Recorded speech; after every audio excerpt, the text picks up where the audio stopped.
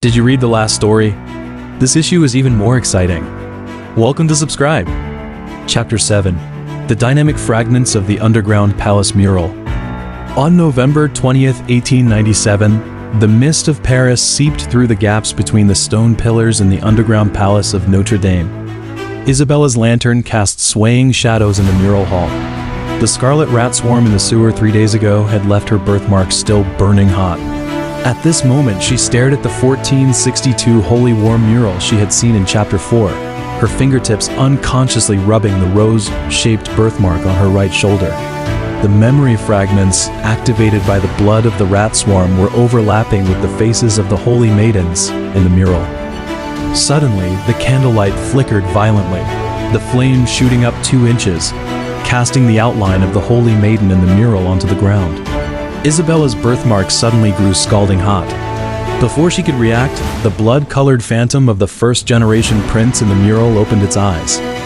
Liquid blood flowed out from the painting, gathering on the ground to form the outlines of 7 reliquaries. She stumbled backwards, and the lantern fell to the ground. But then the mural glowed on its own in the darkness, and the holy war scenes flowed like a moving lantern. Isabella. Adrian's voice came from the stone steps of the underground palace, but her gaze was firmly fixed on the mural. The first-generation prince knelt on one knee, and his blood turned into 7 silver snakes that were injected into the 7 reliquaries.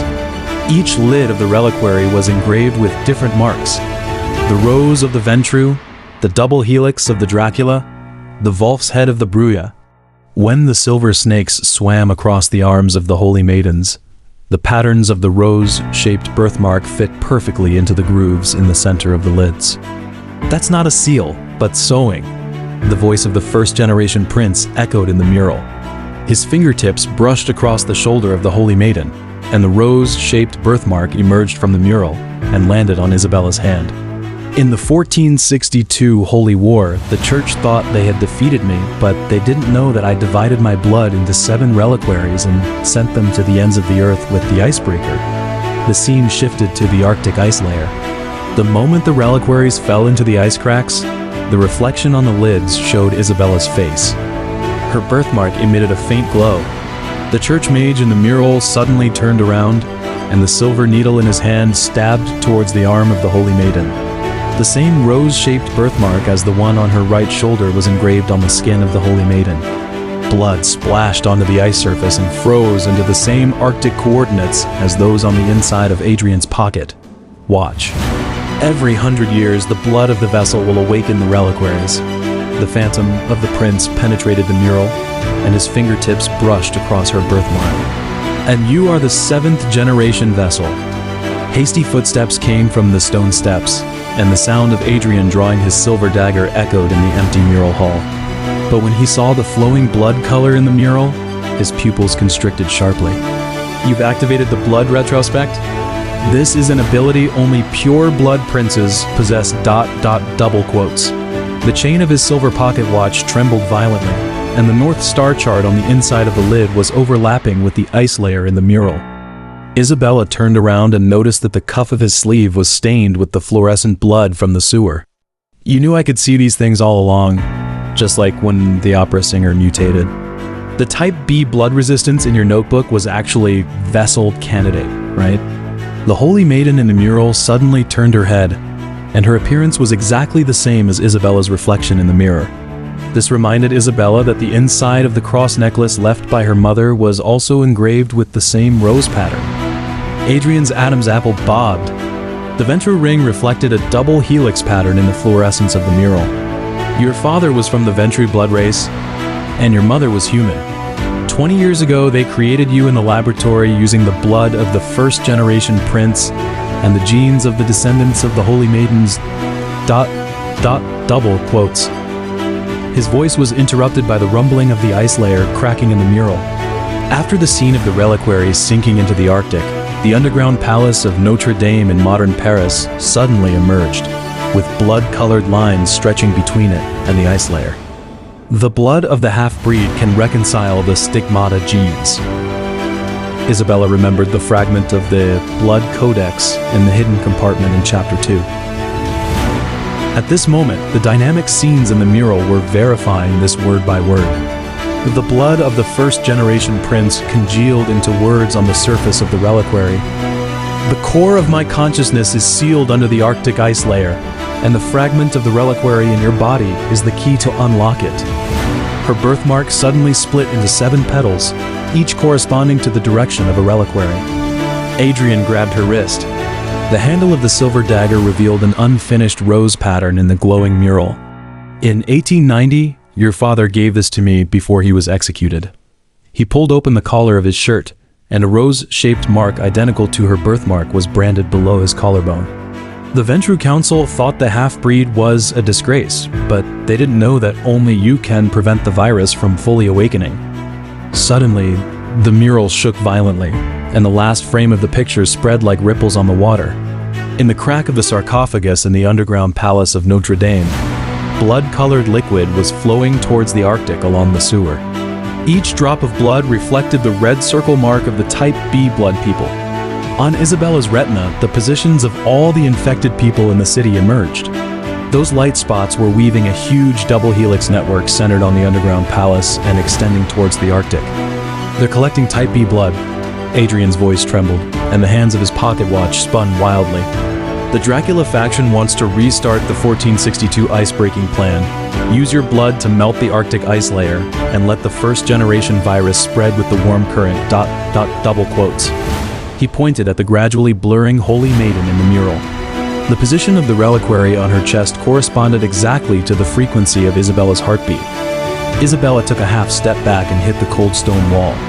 The rose-shaped birthmark of the Holy Maiden in the mural suddenly stuck to her skin, as if trying to pull her into the snow-covered land of 1462. Your mother was also a descendant of the Holy Maidens. Adrian stepped closer, leaving a blood stain on his palm from the silver dagger. Back then, Charlotte and she were captured by the Ventrue for experiments, until your father stole the first-generation blood and injected it into her. So that's why I'm immune to the blood of the infected? Isabella interrupted him, staring at the action of the first-generation prince injecting blood into the reliquary in the mural. You've known I'm the vessel all along and have been using me since the opera singer mutated. Her birthmark was so hot that it almost seemed to penetrate her skin. The blood-colored lines in the mural suddenly became solid, like an umbilical cord connecting her heart to the Arctic. Adrian's silver dagger clattered to the ground, revealing the unfinished engraved letters AW897 on the inside of the handle. Charlotte said before she died that the rose-shaped birthmark shouldn't be a curse. He opened the hidden compartment and took out the yellowed experimental log. One page had a photo of her as a baby, with a note beside it. AB-type half-breed blood, perfectly compatible with Stigmata genes. Your father used his Ventrue bloodline to keep you alive, and in my silverware, ... The blood-colored lines in the mural suddenly burst into intense light. Memory fragments of infected people around the world emerged on Isabella's retina. The blood-colored embryos in the London laboratory, the blood tax list in the Paris City Hall, the engraved 1918 on the sewer wall, all finally converging into the virus core under the Arctic ice layer. For the first time, she saw the virus network. Every infected person was a node, and she was the only central processor. Now you understand why the Dracula wants Type B blood and the Ventrue wants your life, right? Adrian picked up the dagger. The rose pattern cast a shadow in his palm. Type B blood is the earliest host bloodline of the first-generation virus, and your blood can activate both the seal and the evolution ... double quotes. His words were interrupted by the laughter of the first-generation prince in the mural. The liquid avatar stretched out from the painting, and its 5 fingers dug into Isabella's shoulder. They lied to you, Adrian White. The prince's voice carried the echo of a glacier collapsing. When her father was executed in 1890, the Ventrue emblem on your cuff was still stained with his blood. Isabella's temples throbbed. The memory fragments of her father's execution were suddenly completed. Adrian stood beside the gallows, holding a silver weapon of the same style as this dagger. Adrian's face flickered in the fluorescence of the mural. At that time, I thought he was the virus host. It wasn't until I saw you in the opera house, not infected, and saw the rose-shaped birthmark on your shoulder, He grabbed her wrist and pressed the silver dagger into her palm. The rose-shaped groove on the handle fit exactly the outline of her birthmark. This knife was originally prepared to execute the vessel, but now it's the only thing that can protect you. Suddenly, the mural returned to calm. The scene of the reliquaries sinking into the Arctic was frozen on the surface of the ice layer, and beneath it, the outline of a modern icebreaker could be faintly seen. Isabella's birthmark was still burning hot. She finally saw the small words in the corner of the mural. When the silver moon and the rose overlap at the two poles, the god of the virus will be reborn from the blood. Adrian's pocket watch suddenly beeped. The Arctic coordinates on the inside of the lid were melting, revealing the engraved letters LW1897 at the bottom, the same abbreviation as the Hunter Leader's badge. Leonardo Dracula's icebreaker has set sail. He tore off the ventru ring around his neck and pressed it on the blood-colored line in the mural. They want to use your blood to break the Arctic seal during the winter solstice polar night.